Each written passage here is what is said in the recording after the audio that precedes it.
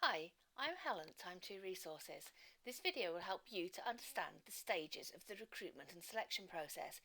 If you want to make notes as you go along, why not download the handy PDF note taker? The link can be found in the description box below. There are many reasons why businesses recruit. This is the first step to identify a vacancy. Maybe the business is growing and therefore needs to add to its workforce. It could be existing workers have been promoted and therefore need to be replaced. Some businesses recruit every year. They have a graduate training scheme, for example. It could be that it's a temporary position where an employee is going off on either maternity or paternity leave, or it could be to replace an employee who is retiring.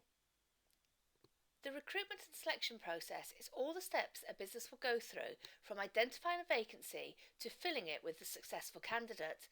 The recruitment part of this is the process of identifying what the business is looking for and attracting candidates to apply for the position. The first step is a job analysis. This is an in-depth look at the job vacancy to identify exactly what the business is looking for. This will inform two documents. The first document is the job description. This is all the details about the actual job itself. What's the role, the responsibility? Where will the candidate fit in the hierarchy? The second part, or the second document, is the person specification. This is about the person that the business is looking for. What qualifications, skills, attitudes are important. This could be split into those that are necessary and those that are desirable.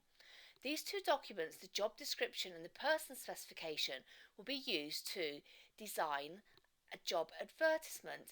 This may be placed internally or externally. There are lots of places that a job advert could be placed. It may be with a recruitment consultant, a job centre, on a billboard, within the premises itself, on a shop window, or in a newspaper, for example. Having placed an advert, hopefully this will attract candidates of the right calibre. Anybody who's interested in applying for the position will have to go through a series of steps. The first step is to apply for the position. This may be using a curriculum vitae or CV. This is written by the candidate and outlines their experience, education and qualifications, skills, references and any other important information. This may be supported by a letter of application. When writing the letter of application, the candidate should look at both the job description and the person specification.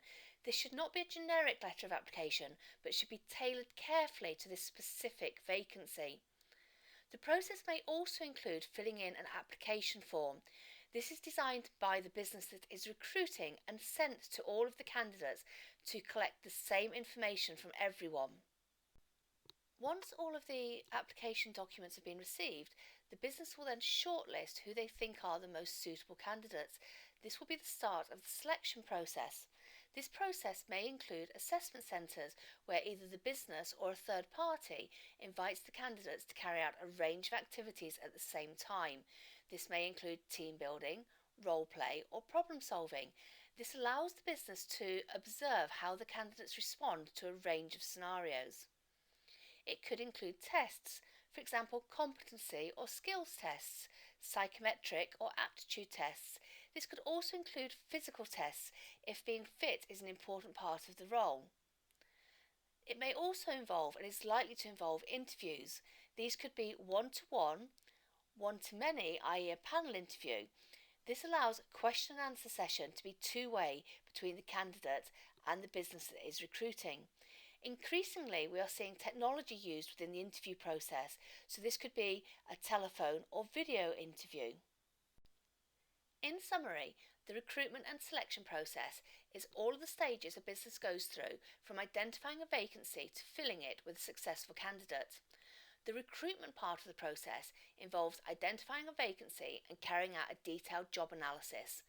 This will then be used to inform two key recruitment documents: the job description, which is about the roles and responsibilities of the job, and the person specification, which is about the skills, experience and qualifications that are required in a successful candidate.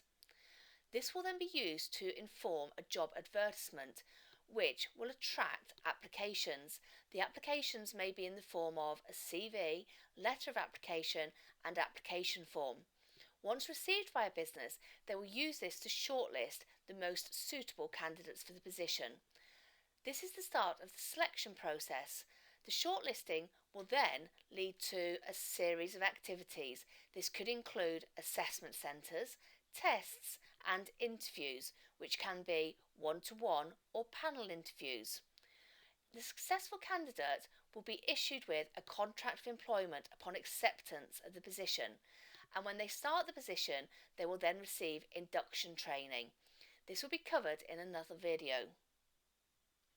Thank you for watching this video on understanding the recruitment and selection process.